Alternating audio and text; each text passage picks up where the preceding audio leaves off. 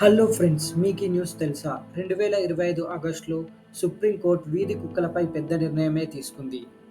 ఇది దేశవ్యాప్తంగా కాదు, కేవలం ఢిల్లీ, నోయిడా, గురుగ్రామ్, గాజియాబాద్ వంటి ఎన్సీఆర్ ప్రాంతాల్లో మాత్రమే.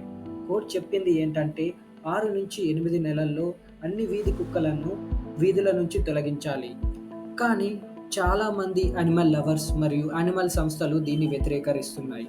ఎందుకంటే ఇది 2023 యానిమల్ బర్త్ కంట్రోల్ నియామకాలకు వ్యతిరేకం. ఆ నియమం ప్రకారం ఆరోగ్యంగా ఉన్న వీధి కుక్కలను తిరిగి వాటి ప్రాంతాల్లో వదలాలి. అలాగే షెల్టర్ హోమ్స్‌లో స్థలం, సదుపాయాలు సరిపోవని కూడా అంటున్నారు. మరికొందరు మాత్రం ఈ నిర్ణయం సరైనదే అంటున్నారు. ఎందుకంటే ఎన్సీఆర్ ప్రాంతాలలో ప్రతిరోజు దాదాపుగా 2000 కుక్కలు కరిచే అవకాశం ఉందని చెప్తున్నారు. అందువల్ల ప్రజల భద్రత కోసం ఇది అవసరమని భావిస్తున్నారు. ఇది పెద్ద చర్చకు దారి తీసింది. మరి ఫ్రెండ్స్, మీరేమంటారు? వీధి కుక్కలను తొలగించాలా?